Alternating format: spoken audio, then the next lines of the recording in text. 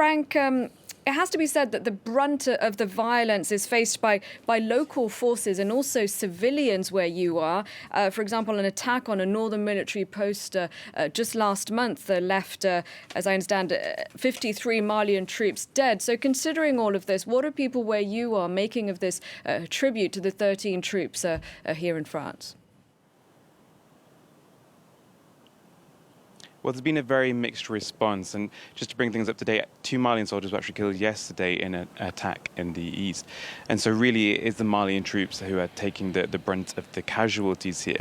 I've just been out speaking to people here in Bamako, and there's a range of views going from a lot of solidarity for the French, but also a growing sense of why aren't they having their own occasions, why are their own deaths not being marked to the same level? The president has just flown over to Paris to join in with the commemorations there, and there's a sense that people here are not seeing the same level of respect perhaps for their own troops.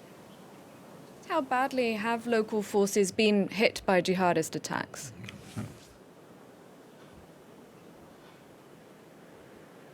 Well, just since the end of September, over 100 Malian soldiers have been killed. And you have to bear in mind that there are actually several different task forces in place across Mali and the Sahel in general.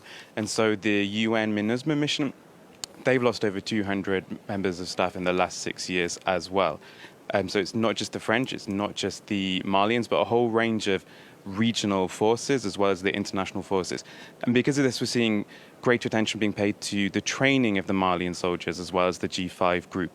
So we're seeing the US, the EU, the UN, and now even Russians coming in to take part in the training, because there's an understanding that this is going to take years, but the Malian army needs to be brought up to speed to be able to cope with the attacks, because the way the different forces interact is that the French back-end operation, they're going out and they're clearing areas. They're sort of trying to clear areas of the jihadist cells, the militants, and then what's supposed to happen is the other forces, and especially the Malian troops, are meant to keep the peace there. They're meant to maintain that territory as Malian state territory. But that's not happening the way it should be.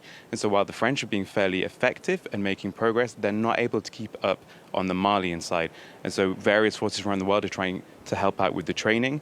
But really what's needed here is more of an economic approach, because while there's no employment, not enough development, then there's simply not enough jobs, and too many people are being attracted into jihadist groups with the allure of weapons and cash and an easy way to make money.